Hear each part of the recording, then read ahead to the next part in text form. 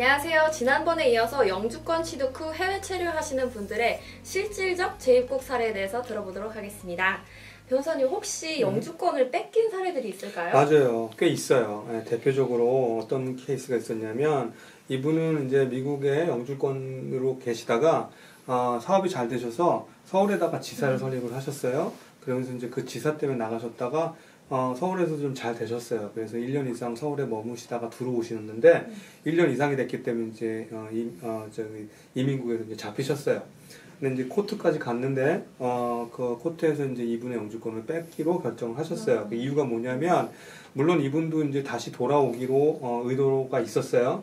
다시 돌아올 의도가 있었는데 코트에서 이제 이게 조건부라고 본 거예요. 뭐냐면 이분은 나는 서울에서 비즈니스가 잘 되면 미국으로 돌아올 거야. 근데 그 돌아오는 이유는 내가 서울에서 비즈니스 잘 됐을 경우에 라고 이제 진술을 하신 거예요. 그래서 이제 코트에서 당신은 돌아올 의도가 완전히 처음부터 있었던 것이 아니라 조건부 의도였기 때문에 안 됐다고 해서 이제 영주권을 뺏기셨어요.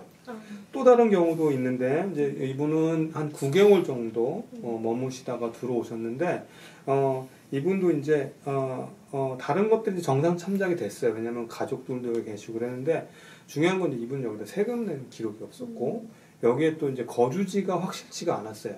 그러니까 법원에서는 당신은 여기에 지금 미국에 머물 의도가 없다라고 판단을 하셨어요. 그래서 이제 영주권을 뺏기게 됐어요. 네.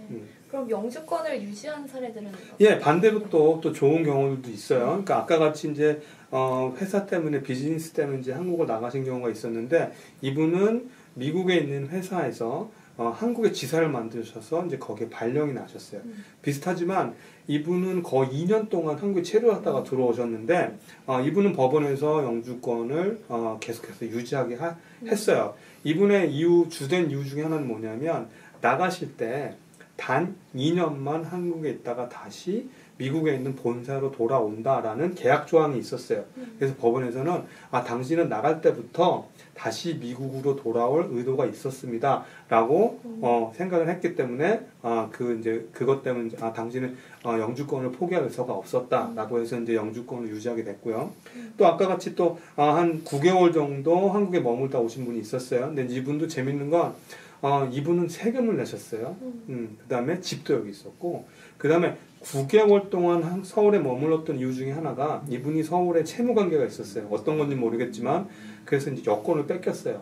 그래서 여권을 뺏기고 그 채무를 갚기 위해서 일을 했어요. 그러니까 법원에서도 당신이 9개월 동안 있었던 사유가 자의적인 것도 있었지만 또 타의적인 것도 있었다라고 해서 이분의 영주권 유지 의지를 이제 인정을 하게 된 거죠.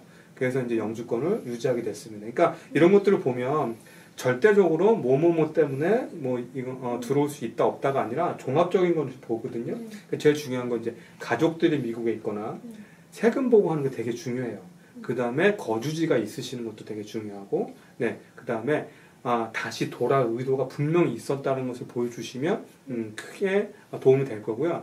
한 가지 또 좀 아셔야 될 것은 공항에서 영주권자들은 공항에 있는 직원들이 영주권을 뺏을 수가 없어요. 지금 말씀드린 것들은 법원에 가서 법을 통해서 판사들이 판단하는 거거든요. 근데 대부분의 경우 공항에서 이제 뺏겠다고 협박을 해요. 거기에 넘어가시면 안 되고요. 분명히 나는 영주권자고, 그러니까 그쪽에서 입국 거부는 할 수 있지만 영주권을 뺏을 수는 없어요. 네, 그건 꼭 참고로 알고 계시는 게 좋겠습니다. 네. 그럼 입국할 때 어떤 점들을 주의하는 게 좋을까요? 네, 입국할 때 이제 주의할 점들이 있어요. 뭐냐면 일단 90초 룰이라는 게 있어요. 뭐냐면 처음에 이제 그 줄 서서 기다리시다가 이제 심사관을 만나잖아요.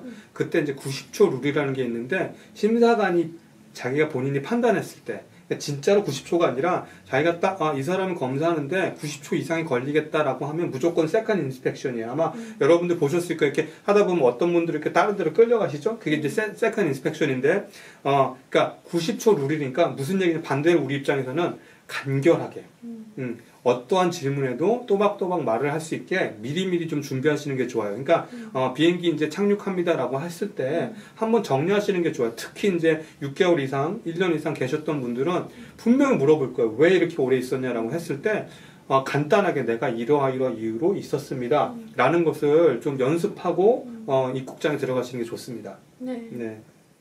네, 간결한 답변도 중요하고요. 또 중요한 건 이제 세관 신고예요. 그러니까 특히 이제 최근에 많이 문제되는 게 뭐냐면 10,000불 이상 갖고 오시는 분들이 신고를 하셔야 돼요. 그러니까 10,000불 이상 가져오지 말라는 게 아니에요. 10,000불 이상 가져오신 경우에는 신고를 하시는 게 좋습니다. 물론 안 하고 싶으실 거예요. 근데 실질적으로 제 케이스 중에 10,000불 갖고 오시고 택시비로 20불 더 뭐 이렇게 가져오신 분은 20불로 걸리신 경우도 있어요. 그러니까 10,000불 이상 가지고 오시는 경우에는 꼭 신고를 하시는 게 좋습니다. 예, 이런 것들을 주의하시면 입국하실 때 큰 도움이 될 겁니다. 그리고 이제 다음번에는 재입국 허가서에 대해서 말씀드리겠습니다. 감사합니다. 네.